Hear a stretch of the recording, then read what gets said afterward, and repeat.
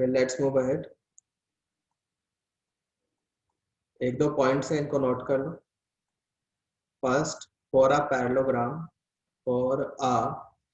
Parallelogram, let's say ये एक हमने एक पैरेललोग्राम बनाया ए बी सी डी, ठीक है।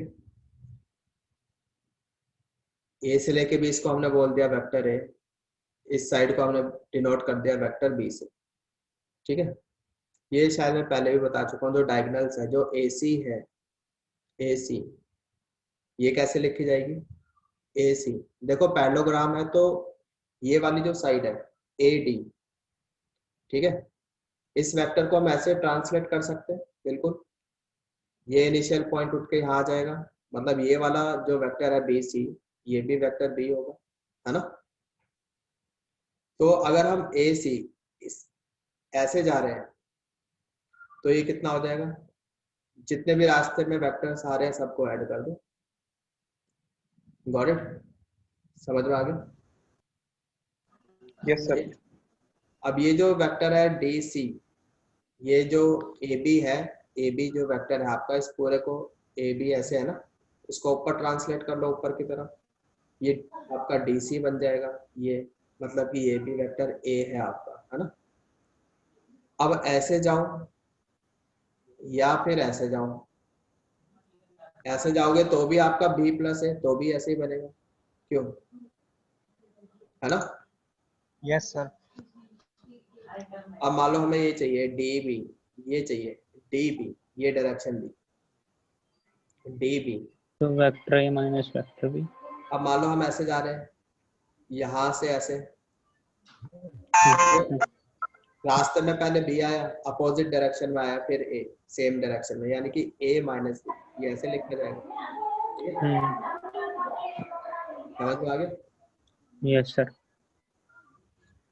और ऐसे आओगे, ऐसे भी तो आ सकते हो, यहाँ से ऐसे, तो भी वही बात है, तो भी a minus B. Got it? समझ में आ गया? Yes sir. और अगर मैं बी डी लिखूं, ऐसे लिखने से डायरेक्शन अपोजिट हो जाएगी, this will be B minus A. सही है भाई, जैसे एरो लिखा है, जिस तरफ जा रहा है, जिस तरफ जा रहा है ना, उसका पोजीशन वेक्टर पहले लिखा जाएगा। डी की तरफ जा रहा है यानी बी डी, ये वाली डायरेक्शन की बात हो रही है इस बार, तो डी का पोजीशन वेक्टर पहले लिखा जाएगा। सही है? यस तो ये सारी चीजें कोई नई चीज नहीं है, मैं पहले भी बता चुका। सही है? अब मान लो कुछ ऐसा है, दिस, ये यहां से स्टार्ट हुआ ऐसे, दिस इज वेक्टर ए, इस डायरेक्शन में कर लिया इसको, vector A, vector B, vector C, and this is vector D. मतलब यहां से स्टार्ट हो रहे हैं और यहीं पे दोबारा से यहीं पर ही आना है, ठीक है। तो कैसे, यहाँ पर ऐसे लिखेंगे ना, फिर इसको बोल दिया हमने वेक्टर ई। तो रास्ते में जितने भी आ रहे हैं ऐड कर लो, we get E plus, opposite direction में तो माइनस, है ना। Yes sir. Minus this, then plus C, minus B और माइनस ए, ठीक है। This will be equals to null vector, यानी कि जीरो हो जाएगा, यानी कि यहाँ पे जो नेट सम होगा, net sum that will be zero. यानी कि अगर इनिशियल पॉइंट और फाइनल पॉइंट सेम है तो जीरो हो जाएगा। सही है? इनिशियल पॉइंट और फाइनल पॉइंट सेम हो गया ना, दोबारा से घूमकर वहीं पर ही आ गए। अगर ऐसा है तो क्या हो जाएगा? ये जीरो। समझ में आ रहा है? आप इस पैरेललोग्राम में भी देख लो, ये वाला जो पैरेललोग्राम है, अगर मान लो ए से स्टार्ट होकर दोबारा से ए पे आना चाहते हैं तो you will get B plus A, फिर माइनस बी माइनस ए, सारा कुछ कैंसिल होगा, जीरो हो जाएगा। Yes sir. Got it? अगर यहाँ भी हमें ए से ए आना चाहते हैं, ए से ए, तो पहले ऐसे आएंगे बी प्लस ए फिर ये अपोजिट डायरेक्शन में माइनस बी, ये भी आपका अपोजिट डायरेक्शन में, तो यू कैन सी कि सब कुछ कैंसिल हो गया, नल वेक्टर आ गया। समझ में आ गया? Yes, sir. तो यहाँ पे हमने क्या बोला, starting and ending point, starting and ending point is same. अगर ऐसा है तो जो नेट सम होगा, net sum this will be equals to 0, is 0। Got it? क्यों भाई बच्चों, समझ में आ गई? हाँ जी sir. Okay, next we have triangle inequality. Triangle inequality सही है। इसमें ट्राइंगल इनइक्वालिटी में मतलब पता ही है आपको, लाइक ए बी सी, ठीक। मान लो this vector is A, this is C, let's say B. तो ये जो साइड होगी, तीसरी साइड, हमें पता है ना, जो सम है दो साइड्स का ट्राइंगल का, that is greater than the third side, है ना। और यहाँ पे थर्ड साइड कैसे रिप्रेजेंट करेंगे, ए प्लस बी से। ट्राइंगल लो पता है ना। तो सम ऑफ टू साइड्स, यानी कि सम ऑफ टू साइड्स, यानी कि this is greater than the third side.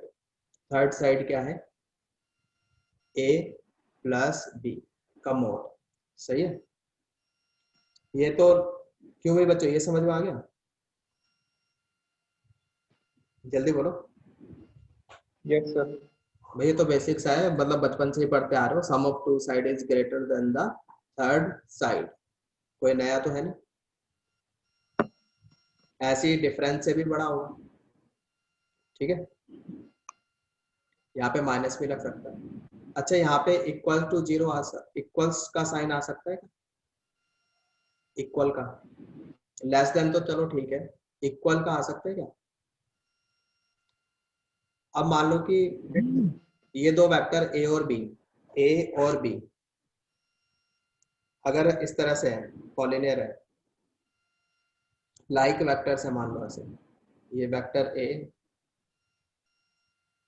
Vector A, vector B, यहाँ तक vector A, vector B, like vectors है, लाइक वेक्टर्स। तो जो इनका सम है, that will be equals to vector A plus vector B whole mod. ये इसका इतना हो जाएगा, यहाँ से लेके यहाँ तक, है ना, यहाँ से लेके यहाँ तक, और यहाँ से लेके यहाँ तक ये मोड हो जाएगा आपका दिस मैग्नीट्यूड ऑफ बी। तो इन दोनों का जो सम है, that will be equals to magnitude of A plus B. क्यों भाई बच्चों? Yes sir. तो यानी कि यहाँ पे इक्वल टू भी लगा सकते हैं, बस फॉर इक्वालिटी क्या हो जाएगा, for equality vectors should be like vectors. बस ये लाइक वेक्टर्स होने चाहिए। समझ में आ गया? Yes sir. तो याद रखना इस इनइक्वालिटी को, this is called triangle inequality. इसी में ऐसे भी बोल सकते हैं कि जो sum magnitude of A plus या फिर minus B, this is greater than equals to the difference, ये सिमेट्रिक डिफरेंस होता है, दिस डिफरेंस से हमेशा ही बड़ा होगा, यानी कि जो तीसरी साइड है, सही है। अब ये क्या है यहाँ पर, ये क्या है, this is symmetric difference, symmetric difference. Symmetric difference का मतलब है कि नॉन नेगेटिव आना चाहिए आंसर, माइनस में नहीं होगा, यानी कि बड़े वाले में से छोटा वाला माइनस किया जाएगा। Yes sir. समझ में आ रहा? जैसे कि अगर मैं बोलूँ 2 माइनस 5, ये तो आ जाएगा आपका -3, लेकिन अगर मैंने लिखा 2 symmetric difference 5, this will B, got it? Yes sir. ये चीज समझ में आ गई? आई होप इट इज क्लियर। ऐसे फिर ग्रेटर देन वाला साइन तो ठीक है, वो तो ट्राइंगल वाली आपकी प्रॉपर्टी लग जाएगी, ट्राइंगल प्रॉपर्टी, है ना। sum of two side difference of two side is less than the sum of मतलब थर्ड साइड से छोटा होगा। सही ये बोला जा रहा है यहाँ पे। क्यों भाई बच्चों? और जो ये इक्वल टू का साइन है ये कब आएगा? For equality. यहाँ पर भी यही चीज है, फॉर इक्वालिटी लाइक वेक्टर्स होने चाहिए। इसको दूसरे पेज पे करते हैं। Plus minus this is greater than equals to magnitude of A, मतलब सिमेट्रिक डिफरेंस रहेगा दिस। सही है। इक्वालिटी के लिए तो क्या है? इक्वालिटी के लिए फॉर इक्वालिटी, लाइक वेक्टर होना चाहिए sir. For equality A and B should be like vectors. ये लाइक वेक्टर्स होने चाहिए। समझ पा रहे हैं? Yes, sir. जैसे कि ये तो आपका हो गया वेक्टर ए और ये हो गया आपका वेक्टर बी। अब बड़े वाले में से छोटा माइनस कर रहे हैं, है ना? तो अगर माइनस कर रहे हो तो ये वाला जो पार्ट है ये क्या रिप्रेजेंट कर रहा है? ए माइनस बी का मैग्नीट्यूड, है ना? यही तो रिप्रेजेंट कर रहा है। And this is equal to magnitude of A minus magnitude of B. ये दोनों बराबर होगा। ये तो हो गया इक्वालिटी के लिए, है ना? क्यों भाई?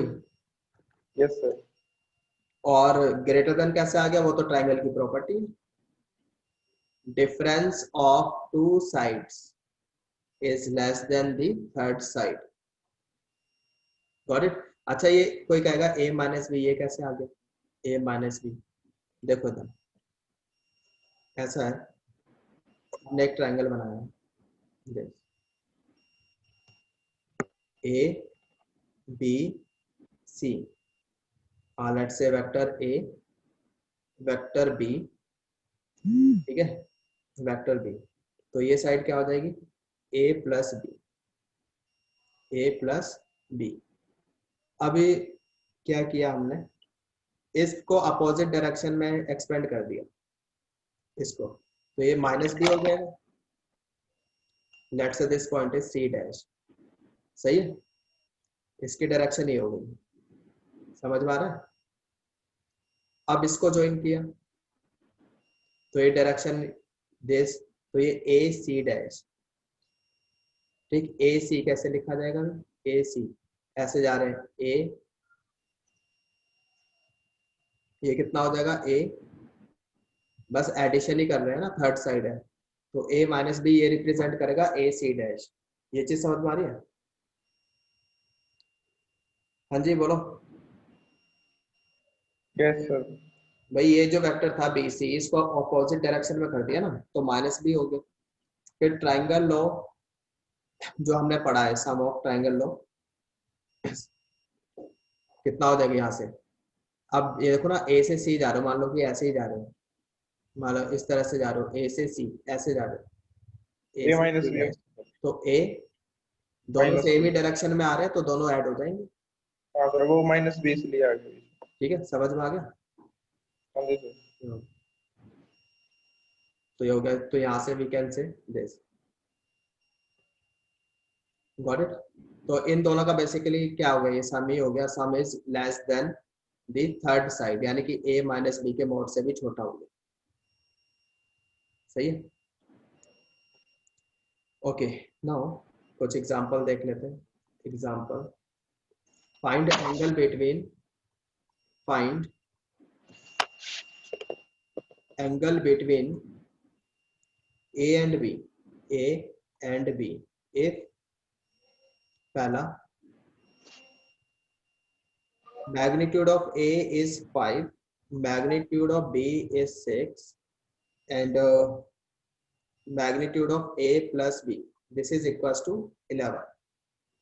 तो यहाँ पे एक चीज देख पा रहे हो कि जो इंडिविजुअल मैग्नीट्यूड है वेक्टर्स का, उनका जो सम है वो 11 आ रहा है ना? इक्वालिटी होल्ड कर रही है। यहाँ पे क्या कंडीशन सेटिस्फाई हो रही है? This is equals to this magnitude of A plus magnitude of B. क्यों भाई? Yes. तो यहाँ से क्या पता चल रहा है, ए और बी कैसे वेक्टर्स है? This implies that Vector a sir. and b are like vectors। ये like vectors है, और like vectors के बीच का एंगल कितना होता है? 0। 0. therefore angle is 0 degree. समझ में आ गया? Yes sir. Second, like magnitude of A is 5, magnitude of B is let's say 6, और इस बार difference ले लेते हैं। difference is equals to let's say 11। difference इतना आता है। हाँ जी, तो अब की बार क्या हो रहा है? A इनका सिमेट्रिक डिफरेंस 11 आ रहा है, तो सम 11 है ना। लेकिन अगर बी की मैंने डायरेक्शन चेंज कर दी तो -6 हो जाएगा, और फिर उनका सम, उनका डिफरेंस 11 हो जाएगा, है ना। समझ में? देखो ऐसा है, लाइक वेक्टर ए इस साइड है, इसकी डायरेक्शन इधर है, और वेक्टर बी इसकी डायरेक्शन ये होगी। सही है? इसको मैग्नीट्यूड वाइज थोड़ा बड़ा कर लिया ऐसे, ठीक है। तो ये क्या है? अनलाइक वेक्टर्स है, अनलाइक वेक्टर्स, ठीक है। तो अब अनलाइक वेक्टर्स है जब ए, मतलब ऐसा हो गया ना, ए माइनस ऑफ माइनस बी, ऐसे लिखा गया। सही है? A minus of minus B, तो जब ऐड करोगे देन यू विल गेट 11। समझ में आ रहा है? तो यहाँ Yes, पे sir. इनके बीच का जो एंगल रहेगा 180. Equals to 5। Yes sir. ठीक है,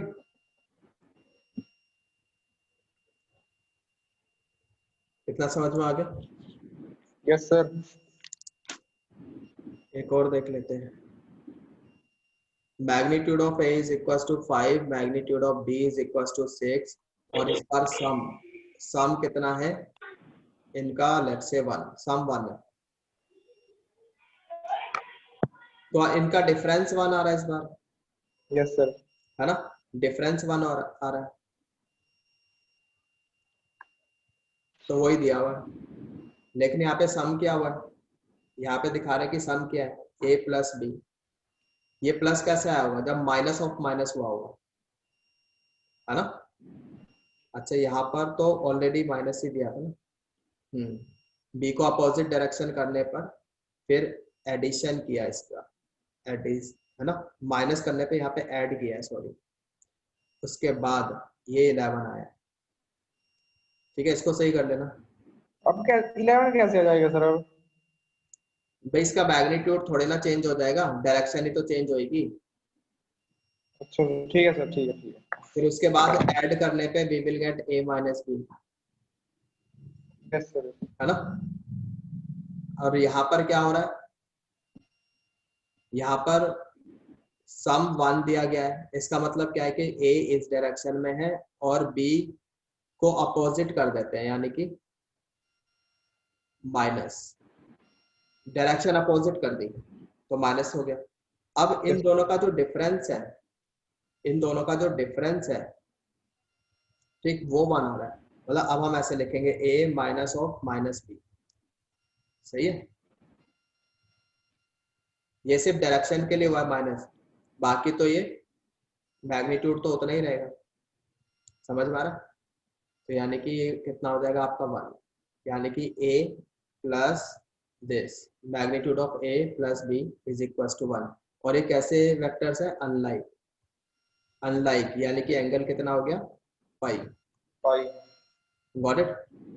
अच्छा, लेटर ऑन जब हम स्केलर प्रोडक्ट वगैरह करेंगे तो वहाँ तो आप बाय फॉर्मूला एंगल निकाल सकते हो बीच में, एंगल बिटवीन टू वेक्टर्स बताया जाएगा डॉट प्रोडक्ट में। तो वो बाद में जब हम डॉट प्रोडक्ट करेंगे तो वैसे भी आप ये एंगल निकाल सकते हो। Yes sir. अभी तो हम बिना फॉर्मूला लगाए कुछ मतलब स्पेसिफिक एंगल ही निकाल रहे हैं, लाइक पाई, जीरो, इस टाइप के, या मतलब लाइक और अनलाइक ले रहे हैं वेक्टर्स को, तो बहुत इजीली निकाल पा रहे हैं। अगर लाइक और अनलाइक नहीं होंगे तो मतलब इस तरह से हम, है ना, नहीं निकाल पाएंगे। हाँ उसको इंटरप्रेटेट नहीं कर सकते इस तरह से, फिर तो फॉर्मूला ही लगेगा। ठीक है। Yes sir. अच्छा, यहाँ पे एक एग्जांपल करते हैं।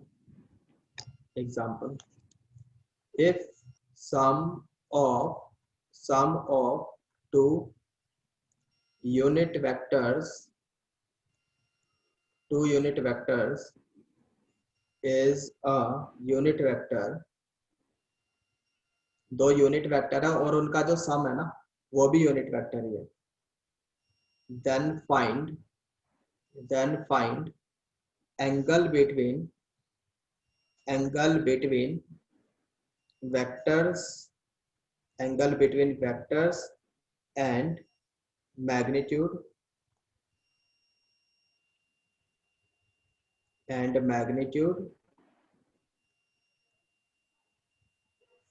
of their difference. ठीक है, क्या मतलब है इसका, देखो, let's say we have a unit vector, ये आपका एक यूनिट वेक्टर हो गया, सही है।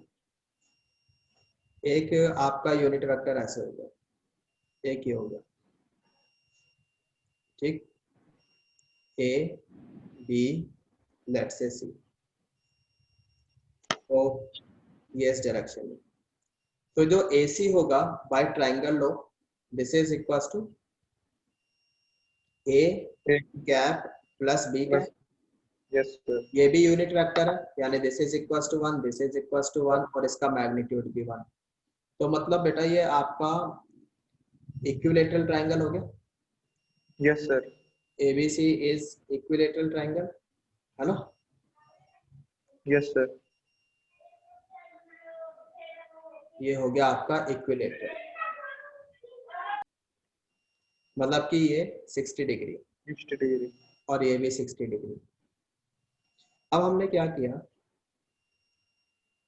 हमें डिफरेंस चाहिए, मैग्नीट्यूड का डिफरेंस चाहिए, तो इस ये वाला जो वेक्टर है वेक्टर बी, इसकी डायरेक्शन हमने अपोजिट करी, ऐसे करके, तो ये माइनस बी कैप हो गया, है ना, इसको ज्वाइन किया इधर, तो ए let's say C dash, A C dash कितना हो जाएगा, A C dash, this will be A cap minus B cap. Yes sir. इसका मैग्नीट्यूड पूछा है, मैग्नीट्यूड ऑफ देयर डिफरेंस, सही है। तो अब आप ये देखो कि ये तो 60 है, ये मैग्नीट्यूड इसका 1 है, इसका मैग्नीट्यूड भी 1 ही होगा, है ना। Yes sir. अच्छा, ये कितना हो जाएगा, ये वाला, ये 1 है, ये भी 1 है, ये वाला एंगल कितना हो गया 120, 120 बच गया 60, तो ये 30 हो गया, सही है। ये आइसोसेलेस ट्राइंगल हो गया ना, A B C dash, yes sir. ये भी 1, ये भी 1, तो ये बचा हुआ 60 30 30, ये भी 30 और ये भी 30, गॉट इट, ये चीज समझ में आ रही है। अब ये जो है भाई तुम्हारा, ये वाला जो ट्राइंगल है A C C dash is right triangle, right angled triangle, है ना। क्यों भाई, बताओ यस और नो। भैया 90 डिग्री बन गया ना यहाँ पे, यस सर। 60 प्लस 30। अब इसमें आप लगा लो पाइथागोरस, पाइथागोरस लगा लो। ये हाइपोटेनस क्या है, ये तो 1 प्लस 1 2, हाइपोटेनस की लेंथ कितनी होगी 2, 2 तो ये हो गया हमारा 2 स्क्वायर, वी गेट 4 हेयर, यहाँ पर A cap plus B cap इसका स्क्वायर प्लस ए कैप माइनस बी कैप का स्क्वायर, गॉट इट। ये वाली साइड ए सी और ए सी डैश, तो ये तो 1 है, ये इधर आ गया 3 हो गया, वी गेट दिस स्क्वायर, ठीक है, and magnitude of difference of A and B is equal to √3। ये चीज समझ में आ गई? Yes sir. ये प्रूव करना था। अच्छा, एंगल भी बताना है ए और बी के बीच का, ये कौन बताएगा? ए और बी के बीच का एंगल बताना है, जल्दी बताओ सोच के। ये भी लिखा ना यहाँ पे, find angle between the vectors, ये बताओ। बोलो जल्दी भाई। एक वेक्टर ऐसे दिया है ना मैंने आपको, देखो एक वेक्टर ये ए हो गया, एक ऐसे है बी, ये बी है, यहाँ पे हमने ये बोला 60, पर ये वाला जो एंगल है 60 डिग्री, ये इन दोनों के बीच का एंगल थोड़ी है, क्योंकि यहाँ तो ए का ये टर्मिनल पॉइंट है, बी के लिए इनिशियल पॉइंट है। Yes sir. तो ए का जो इनिशियल पॉइंट है उसको आगे खिसका लो आप, यहाँ पे ले आओ, एक्सपेंड करते हैं सर इसको। तो फिर ये वाला जो एंगल आएगा, this is angle between A and B, यानी कि 120 डिग्री। समझ में आ रहा है? Yes sir. तो जो एंगल हो गया आपका ए और बी के बीच का, मतलब मैंने बोला था कि ऐसे रिप्रेजेंट कर सकते हैं, ठीक है, दिस इज इक्वल टू 2π/3, ये आंसर होगा। Yes sir. Got it? अच्छा, बोर्ड में ऐसे मत लिखना आप, जैसे मैं लिख रहा हूँ ना ये एंगल बिटवीन, ये वाला सिंबल, वहां ऐसे मत लिखना। ये तो मतलब ऑब्जेक्टिव टाइप वगैरह में अगर कहीं यूज हो गया तो इसलिए बताया था कि घबराना मत, इसका मतलब होता है एंगल बिटवीन टू वेक्टर्स, ठीक है। अच्छा, नाउ अब हम कुछ पॉइंट्स लिखते हैं, points to remember,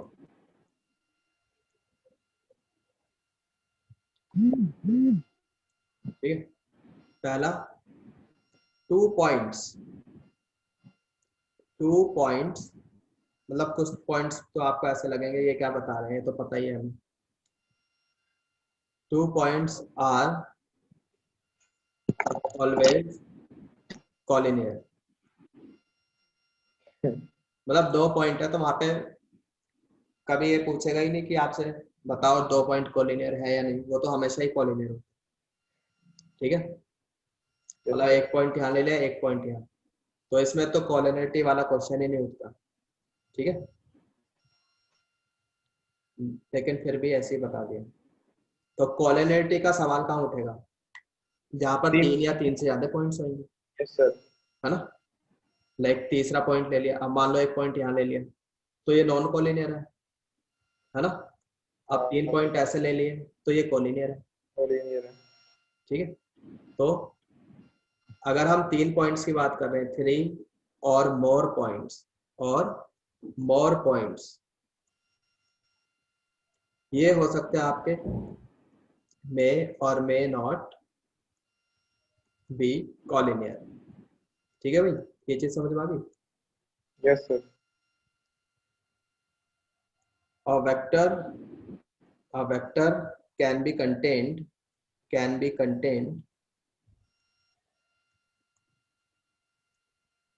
by infinite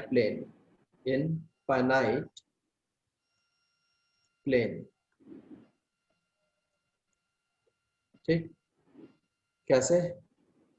देखो, जैसे ये प्लेन है, ये एक प्लेन है, ये इसके ऊपर वेक्टर, इस प्लेन पर वेक्टर है, ठीक है, ये हो गया।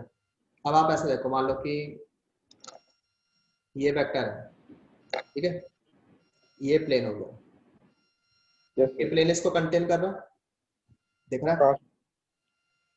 अब ये घुमा दिया, ये दूसरा प्लेन आ गया, ये भी इसको कंटेन कर रहा है, यस सर। अब ये भी कर रहा है ना, यस सर। ये भी कर रहा है, ये भी कर रहा है, ऐसे घुमाता जाओ बहुत सारे आ जाएंगे। तो इस तरह से वी कैन सी कि एक जो वेक्टर है that can be contained by infinite plane, ठीक है। पॉइंट क्लियर हुआ? Yes sir. अच्छा, दूसरा मैंने एक चीज और बोली थी कि मान लो कि ये वेक्टर ऐसे है और यहाँ पर प्लेन है, ये प्लेन है। यहाँ पर तो हम बोल रहे हैं कि प्लेन कंटेन्स दिस वेक्टर, है ना, और यहाँ पर भी हम यही बोलेंगे, है ना। ये पहले भी बताया था, बिकॉज इसको हम ट्रांसलेट करके नीचे तो लेके ही आ सकते हैं, हाँ सर, इसके अंदर आ जाएगा सर। इसके अंदर आ जाएगा। प्लेन कंटेन्स द वेक्टर, ये मैंने पहले भी बताया था भाई। इस तरह से ये फ्री वेक्टर है, इसको ट्रांसलेट करके डायरेक्शन चेंज नहीं करनी है, डायरेक्शन ऐसी रहेगी, ऐसे ही इसको ट्रांसलेट करके नीचे ले आओ, ठीक है। Yes sir. तो इसके प्लेन, ये भी इस प्लेन पे ही लाई कर रहा है, इस वाले केस में भी और इस वाले केस में भी। Got it. Next point,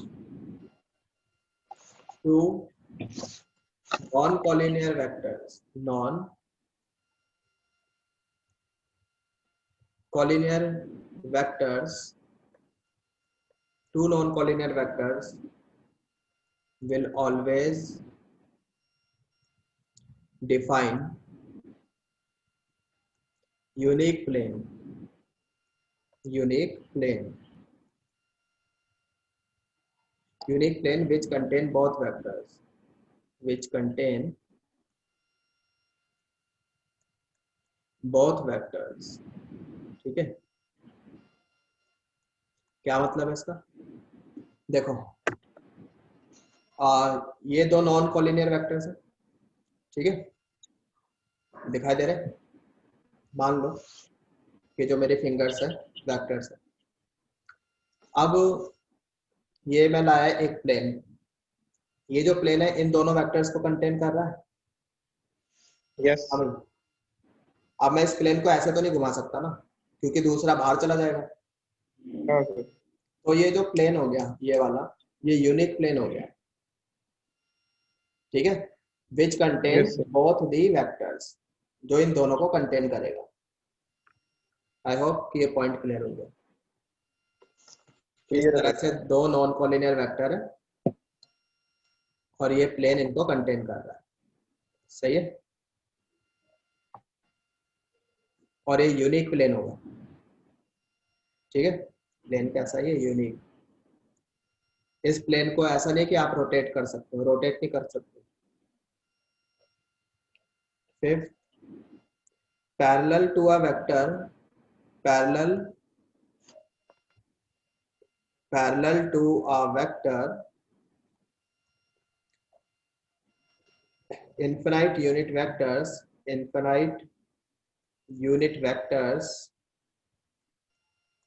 exists। अब मान लो जैसे ये प्लेन है, पैरेलल टू अ प्लेन, इसको वेक्टर नहीं, यहाँ पे प्लेन करो, पैरेलल टू अ प्लेन, ये प्लेन है,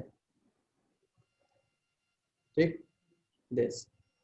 अब इस हम क्या करें कि इसके पैरेलल इनफिनाइट यूनिट वेक्टर्स लाई कर सकते हैं। मान लो कि ये एक वेक्टर है, ठीक है।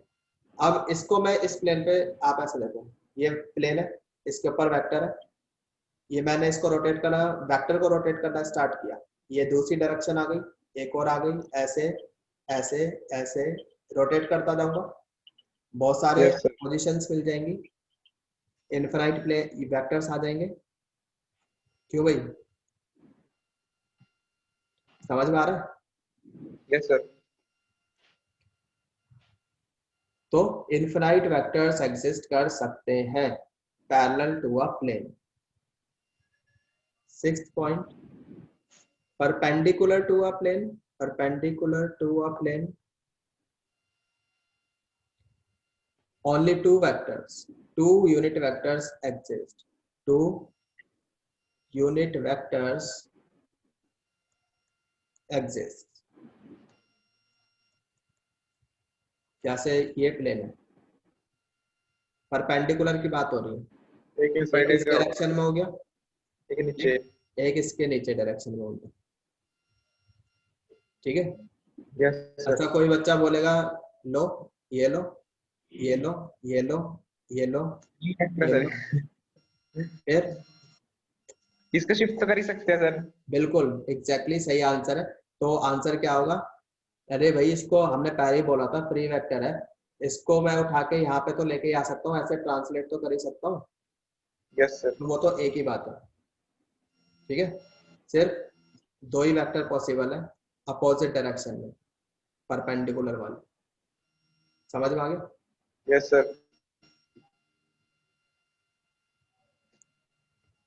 Then 7, parallel to a plane, parallel to a plane, two unit vectors, two parallel to a plane तो हो गया ना, लाइन कर लो, parallel to a line, two unit vectors exist, exist, line के पैरेलल, मान लो ये लाइन है आपके पास, तो इसके पैरेलल तो दो ही वेक्टर एग्जिस्ट कर सकते हैं, एक इस डायरेक्शन में और एक इस डायरेक्शन में। फिर वही बात की, अगर किसी बच्चे ने बोला अच्छा ये लो, ये लो, ये लो, ये लो, ये लो, ये लो, फिर वही बात, इनका फिर हम इसको ट्रांसलेट तो कर ही सकते हैं, यस सर। ट्रांसलेट करके यहीं पर ही ले आएंगे, वो तो एक ही बात है। तो दो अपोजिट डायरेक्शन में सिर्फ दो ही यूनिट वेक्टर एग्जिस्ट कर सकते हैं। ठीक है, इतना समझ में आ गया? Yes sir. ठीक है, and perpendicular to a line कितने वेक्टर एग्जिस्ट कर सकते हैं बताओ आप? परपेंडिकुलर टू अ लाइन कितने यूनिट वेक्टर एग्जिस्ट कर सकते हैं बताओ? आप जरा सोच के बताओ। ये लाइन हो गई आपके पास,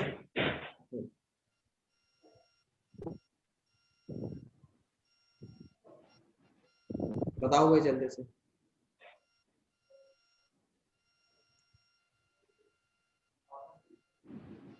infinite, infinite unit vectors exist, कैसे? ये देखो, मान लो कि ये जो है फिंगर, इसको आप वेक्टर मान लो, ठीक है, इसको वेक्टर मान लो। अब हमने कहा कि इसके परपेंडिकुलर, तो ये लो, ये इसके परपेंडिकुलर एक वेक्टर आ गया। अब इसको मैं रोटेट तो कर ही सकता हूँ ऐसे, ये दूसरा वेक्टर, तीसरा वेक्टर, चौथा, पांचवा, छठा, सातवां, ऐसे बहुत सारे आ जाएंगे, है ना? जी सर। तो ये यूनिट वेक्टर हो गया परपेंडिकुलर, ये इस डायरेक्शन में, ये ऐसे, ये सब इसके परपेंडिकुलर ही है। सही है, मतलब ऐसे है ना, यू कैन सी कि ये परपेंडिकुलर ही रहेगा हमेशा ही। हाँ भाई, विजुलाइज करो जरा, देखो यस सर, हो गया सर, विजुलाइज। समझ में आ गया? Yes sir. तो infinite unit vectors exist. I hope it is clear. Now two vectors are always coplanar। आपको दो वेक्टर दे जाए और फिर वो पूछे कि बताओ कोप्लानर है या नहीं, हो फिर गया आंसर सर। क्या होगा? ऑब्वियस है, वो तो कोप्लानर हो गई। जब दो वेक्टर है तो फिर तो कोप्लानरिटी का सवाल ही नहीं उठता, क्योंकि मान लो जैसे दो वेक्टर्स आ गए, ये दो वेक्टर्स हो गए, फिर एक प्लेन आएगा जो इन दोनों को ही कंटेन कर लेगा, यस सर। तो ये तो कोप्लानर हो गए, एक ही प्लेन के अंदर है। समझ में आ रहा? Yes sir. तो दो वेक्टर तो हमेशा ही कोप्लानर होते हैं, इसमें कोप्लानरिटी वाला कोई सवाल ही नहीं उठता। सवाल कब उठेगा कोप्लानरिटी का? जब या तीन या तीन से ज्यादा होंगे, है ना? थ्री और more vectors may or may not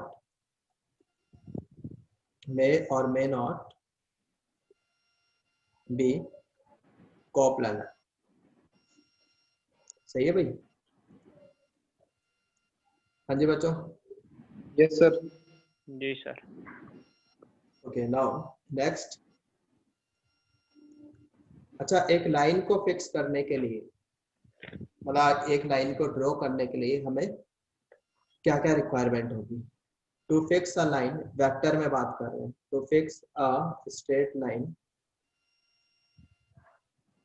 straight line first या तो हमें 2 पॉइंट दे दो, इनको ज्वाइन करने वाला एक वेक्टर तो मिल ही जाएगा, है ना? Yes sir. इधर 2 पॉइंट्स, या तो हमें 2 पॉइंट्स दे दो, ठीक है? और क्या हो सकता है? या तो एक पॉइंट दे दो, एक पॉइंट दे दो एंड अ पैरेलल डायरेक्शन, और एक पैरेलल डायरेक्शन दे दो। क्या मतलब है इसका? देखो जरा, मान लो एक पॉइंट दे दिया, ये मान लो ये पॉइंट हवा में यहाँ पे है, ठीक है? और एक डायरेक्शन दे दी, ये वाली जो फिंगर है मेरी, ये डायरेक्शन है ऊपर की तरफ। तो इसी डायरेक्शन में इसको मैं ऐसे ट्रांसलेट करके लाऊंगा और इस पॉइंट पर यहाँ रख देंगे, ठीक है? तो मिल यस गई, सर। लाइन फिक्स हो गई, है ना? समझ में आ गया? एक पॉइंट दे दिया और एक पैरेलल डायरेक्शन दे दी, फिर इसको उठा के लेके आएंगे और इसको इस वाले वेक्टर को ऐसे ट्रांसलेट करेंगे, उठा के यहाँ रख देंगे। ठीक है भाई बच्चों, पॉइंट क्लियर हो गई सेकंड वाला? या फिर आप क्या करो कि हमें एक पॉइंट दो, एक पॉइंट दे दो and two directions, two directions,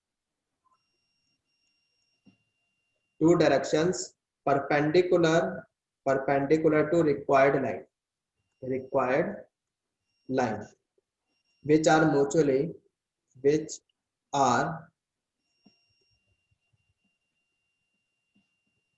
mutually non-collinear, non-collinear। ठीक है?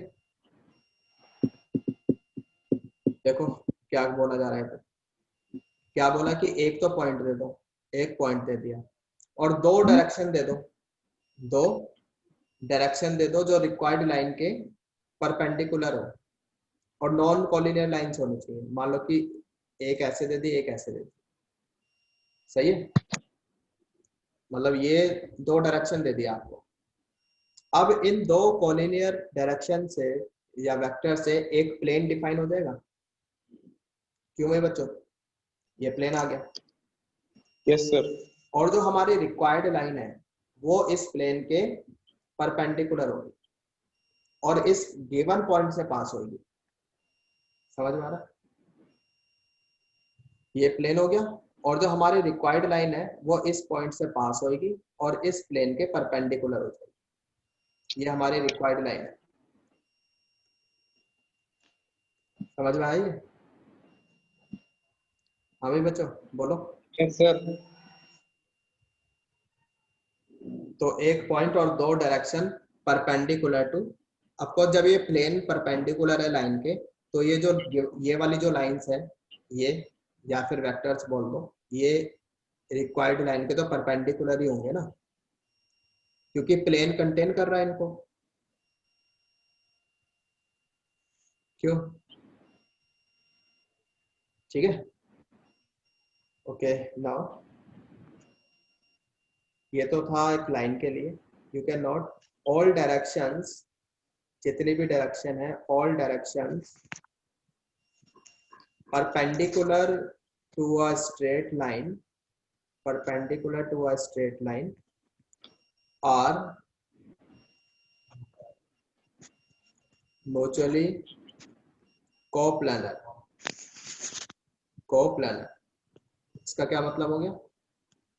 इसका ये मतलब हो गया, देखो ना, हमने क्या बोला, एक लाइन के परपेंडिकुलर जितनी भी डायरेक्शंस है, एक तो इन्फिनाइट आ जाएंगी। जैसे मान लो ये लाइन है तो एक ये ऊपर की तरफ, एक नीचे, फिर ऐसे थोड़ी देर पहले ही बताया था है ना, दिस, जैसे ये लाइन है, ये इसके परपेंडिकुलर लाइंस है, डायरेक्शंस, ऐसे रोटेट करोगे बहुत सारे इन्फिनाइट्स आ जाएंगे, क्यों भाई बच्चों?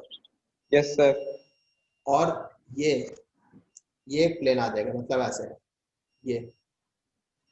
तो ये सारी जो लाइंस है ये आपस में कोप्लानर हो जाएंगी, यानी एक ही प्लेन के अंदर लाई करेगी। Got it? सही है। Yes sir.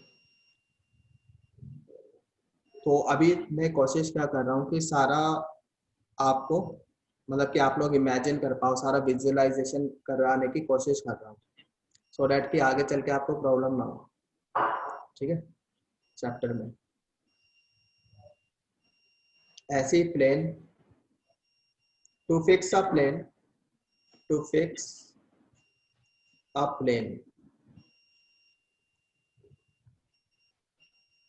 अच्छा, अभी वेक्टर्स के बाद we will study dot product, cross product, then we will study straight line, then plane, ये सारी चीजें पढ़ेंगे। ठीक है, तो यहाँ पर ही अभी तो बस एक ओवरव्यू दिया जा रहा है कि लाइन को फिक्स करने के लिए क्या क्या चीजें चाहिए, प्लेन को फिक्स करने के लिए क्या क्या चीजें चाहिए।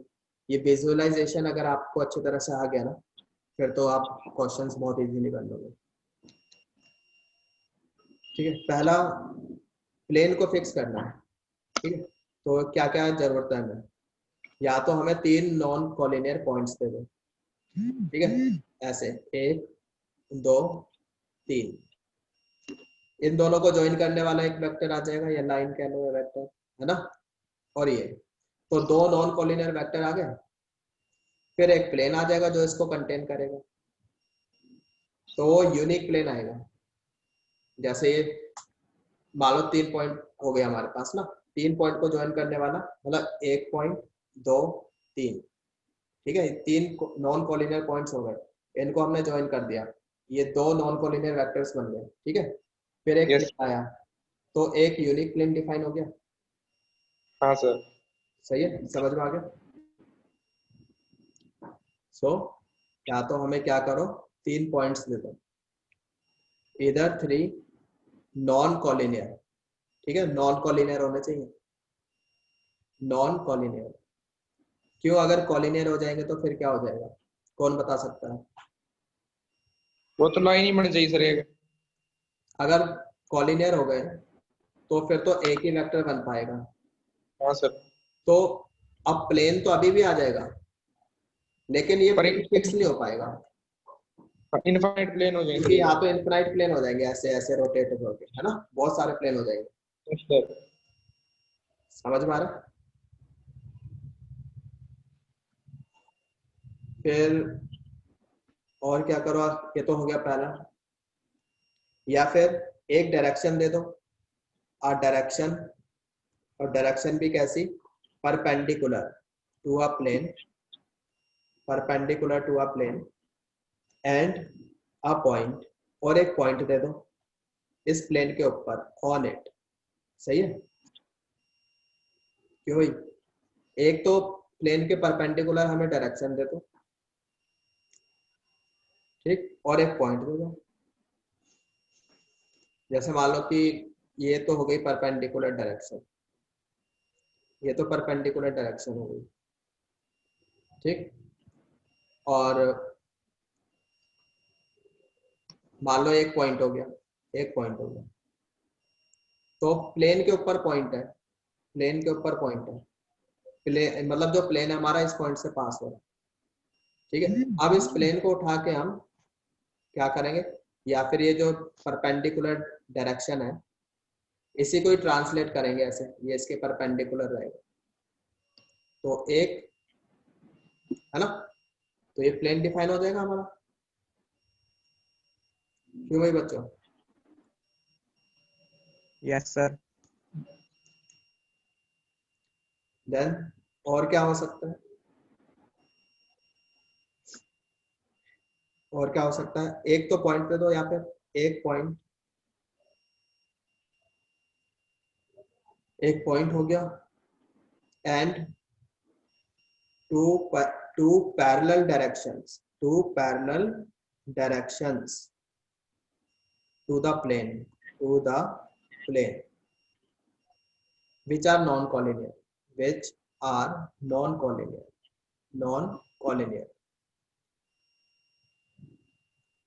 ठीक।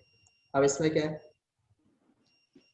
फिर वही बात की नॉन कॉलिनियर डायरेक्शंस है, जैसे कि ये हो गई नॉन कॉलिनियर, मतलब ऐसे ये और ये, बट ये प्लेन के पैरेलल है, यानी कि एक प्लेन आएगा इसके पैरेलल ऐसे, तो एक प्लेन डिफाइन हो गया। क्यों भाई बच्चों? Yes sir. अब ये यस प्लेन किसी पॉइंट से पास हो रहा है, वो पॉइंट आपको दिया होगा, हमने क्या बोला, एक पॉइंट भी चाहिए, मान लो ये पॉइंट हो गया, ये तो प्लेन हो गया। अब इस प्लेन को उठा के ऐसे इस वाले पॉइंट से पास करा दो, मतलब ये पॉइंट अब इधर कहीं आ जाएगा, सही है। तो एक यूनिक प्लेन डिफाइन हो गया, यस सर। है ना बच्चों? और क्या हो सकता है, मतलब ये क्वेश्चंस बनेंगे ऐसे आगे चल के, जब आप लोग प्लेन पढ़ोगे ना, तो ये सारी चीजें ऐसे क्वेश्चंस बनेंगे कि आपको एक पॉइंट दे दिया जाएगा, दो पैरेलल वेक्टर दे दिए जाएंगे, परपेंडिकुलर वेक्टर दे दिए जाएंगे, तीन नॉन कॉलिनियर पॉइंट्स दे दिए जाएंगे, और फिर आपसे पूछा जाएगा कि प्लेन बताओ। ये सब क्वेश्चंस बनेंगे ऐसे। Yes sir. या फिर हमें क्या करो आप कि दो पॉइंट्स दे दो, 2 points and a vector and a vector parallel to a plane which is non-collinear with the vector joining 2 points,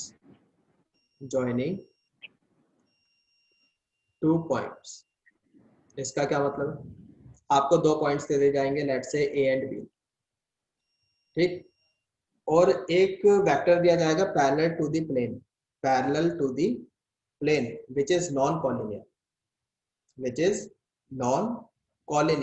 with the vector joining 2 points। मान लो जैसे ये दे दिया और एक ऐसे वेक्टर दे दिया, सही है ये। अब हम क्या करेंगे भाई, यहां से एक वेक्टर बन गया, ये वाला वेक्टर उठा के मान लो हमने यहाँ रख दिया ऐसे, ठीक है। अब ये 2 वेक्टर्स हो गए लाइक दिस, फिर इनको डिफाइन करने के लिए एक प्लेन तो आ ही जाएगा, यस सर। है ना, समझ में आ गया? Yes sir. बट ये जो वेक्टर है ये कॉलिनियर होना चाहिए। ये नॉन कॉलिनियर होना चाहिए। अगर कॉलिनियर हो गया, मान लो ऐसा हो गया, ये इनको ज्वाइन करना एक वेक्टर, इसी के कॉलिनियर एक वेक्टर आ गया, तो एक ही बात है सर, एक ही फिर तो वेक्टर होगा। फिर तो इनफिनाइट प्लेन्स हो जाएंगे, सर। प्लेन आपका फिक्स नहीं हो पाएगा, है ना। Yes sir. ये चीज क्लियर हो गई, तो ये नहीं चलेगा, ये सही है। आई hope it is clear. Yes sir. Yes sir. चलो फिर आज हम इतना ही करेंगे, बाकी देखते हैं अपने नेक्स्ट लेक्चर में। Yes, sir.